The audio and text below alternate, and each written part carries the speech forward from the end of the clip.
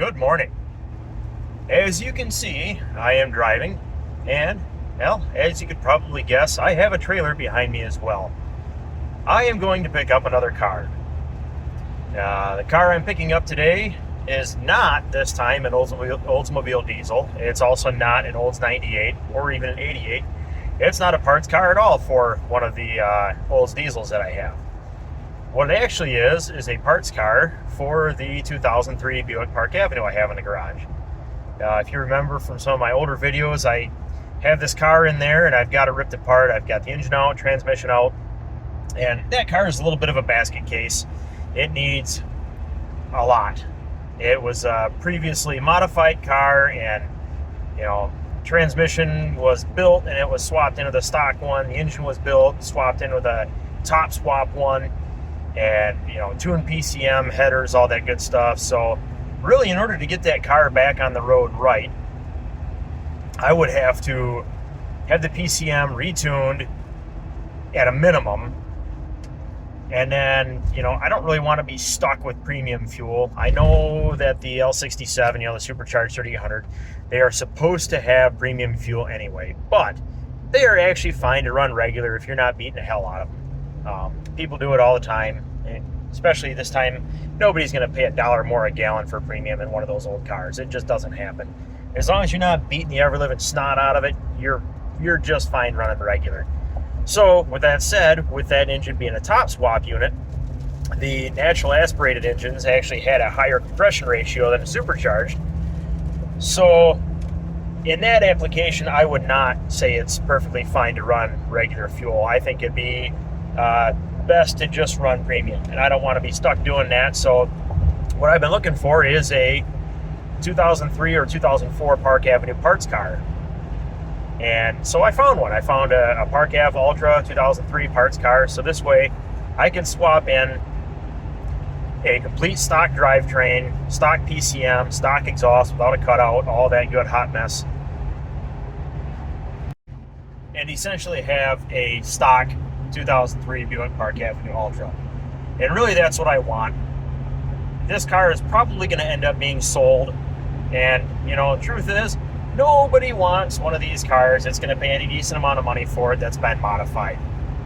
They don't have any value that way. If you want to get any value out of these cars, they got to be stock. That's just all there is to it. So I want stock airbox, I want stock PCM, I want stock supercharged 3800, no top swap. So that's the route I'm going with this car. It's just going to be all stock, and probably going to hit the road shortly after I get it running. So as far as the shell for this car that I'm buying, it's just going to end up getting scrapped. I'll put it up for maybe a couple of days for parts to see if anybody wants some super cheap parts, but it's just going to go right to scrap. So, well, I'm going to enjoy the rest of this drive, and I'm going to throw some video in of going back in time now to last November, so a little over a year ago, when I actually pulled that Buick apart. And so enjoy that footage for a bit. I will see you after I get the car loaded up.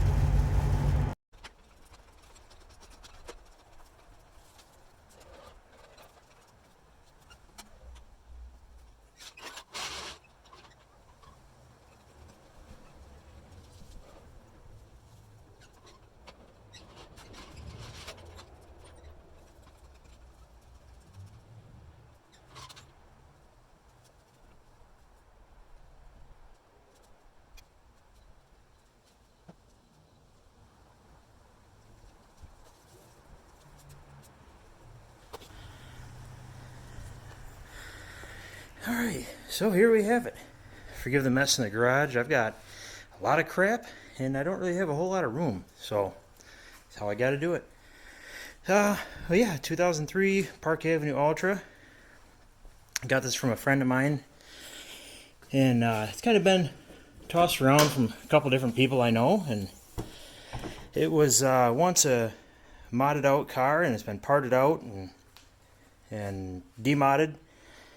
And now it's mine, and I'm gonna kind of keep it mostly stock. It's got headers on it still, you can see the famous hot air intake.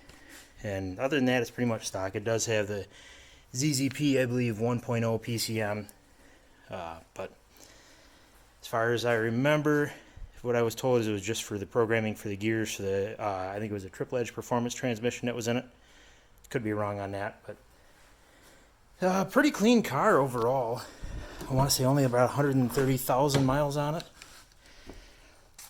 It's not perfect, but it will clean up very nice. You see it does run, it does move. I wouldn't say that it drives, but it does move. And so, which gets us to the project part of it. So, while running, after a little bit of running, it leaks oil like mad. I'm not sure if it's rear main seal or the 3800s have that rear plate on the back of the engine. It could be that as well. Engine's coming out. So we're going to get that fixed. It's going to get a new supercharger pulley on here. This one is, I don't know if you can see it in the video, but this one's bent. Get a new supercharger pulley on it. And then the engine is, or the transmission is going to come out as well. It does not drive, I guess you could say. It slips. It catches a little better in, like, if you put it in 1 or 2. You put it in overdrive like you normally would, and it just kind of slips. It doesn't really go anywhere. So we're going to pull the transmission out as well. Go through that. I don't know if we're going to find burnt up clutches in there. I don't know if we're going to find a bad solenoid. I have no idea. No idea what to expect. But we're going to pull it out. We're going to go through it and kind of redneck rebuild it. I am not a transmission expert. I'm not a rebuilder. I have rebuilt some before. I've had good luck. But again, I can't really sit here and claim to know exactly what I'm doing. I'm not an expert by any stretch of the imagination. But I've had good luck with them. And I think we'll get this one going as well.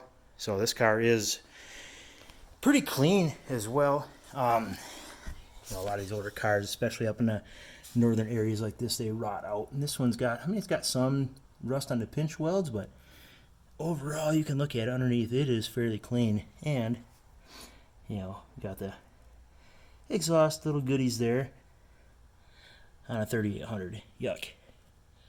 And so, yeah. But it's pretty clean. This is going to be a nice car. This is going to be my daily driver, winter vehicle. So get some Blizzaks coming for it.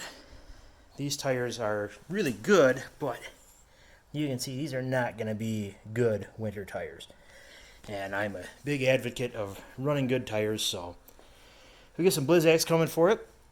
Get this engine out, and hopefully by the time I go back to work in a couple weeks, I've actually burning a couple weeks vacation right now, and hopefully by the time I get back to work, I will be close to, or maybe even driving this. So that's all for now.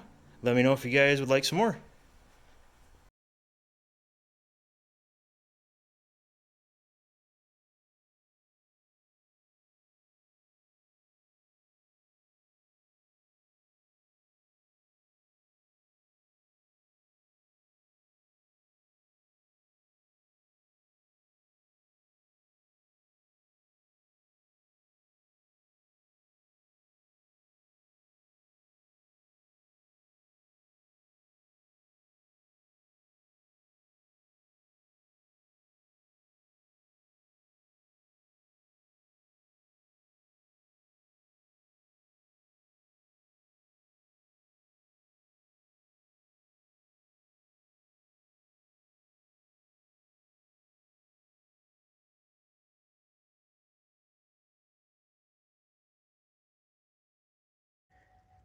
Well, made it home. Here it is. That was a hell of a drive. Should have been about a 2-hour drive. Was almost 3 hours. Roads were horrible. Traffic going slow. But let's get this off the trailer and get it back to the garage. Well, it's been a couple days, and it is time to talk Buick. So, drove down to St. Clair, Detroit area to go pick up this Buick, and this is going to be a parts car. So, I've got that '03 Ultra in the garage that I've been talking about for quite a while. I actually ripped that apart last year. So, just last November, I ripped that thing apart. My intention was to fix the oil leak in it and get the transmission working. Got it all tore apart, and then it comes down to, well, the car's a basket case. It doesn't have any of the stock air intake on it, none of the stock, well, some of the stock exhaust. It's got a cutout on it, it's got headers, it's got a tuned PCM. So really, to get that thing back on the road, if I want to sell it, I need to find a stock air intake.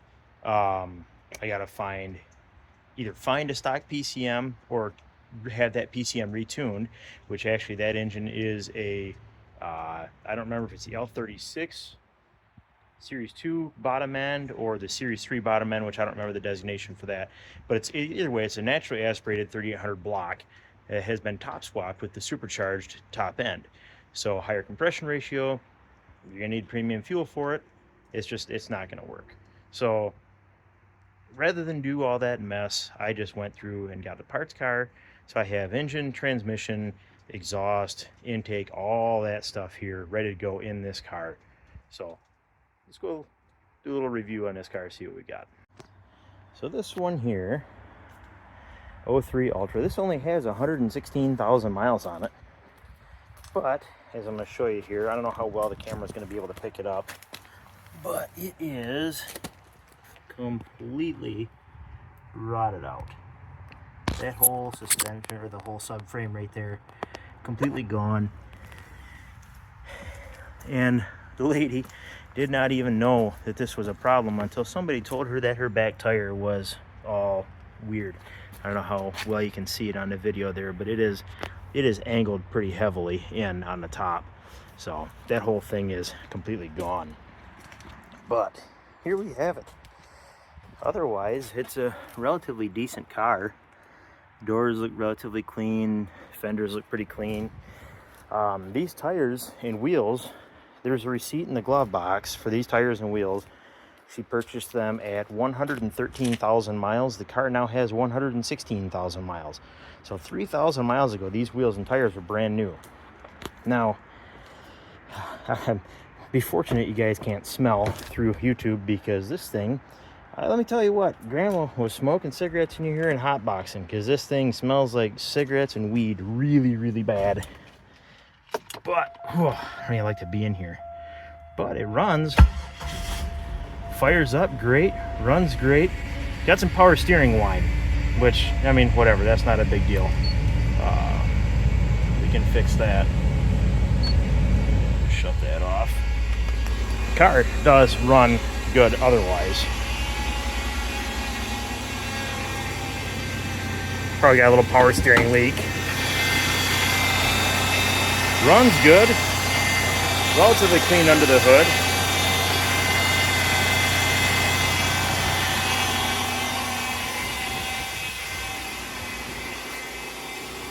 So we're gonna go ahead and kill this.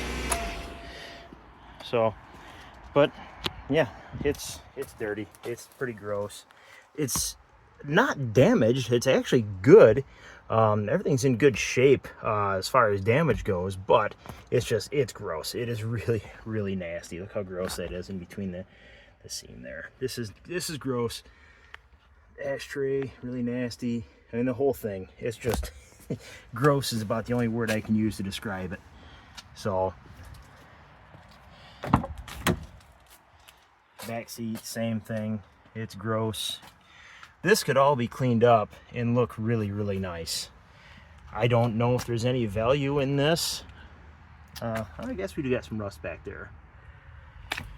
But basically, my plan is I'm gonna strip the drivetrain out of this and I'm gonna scrap it out.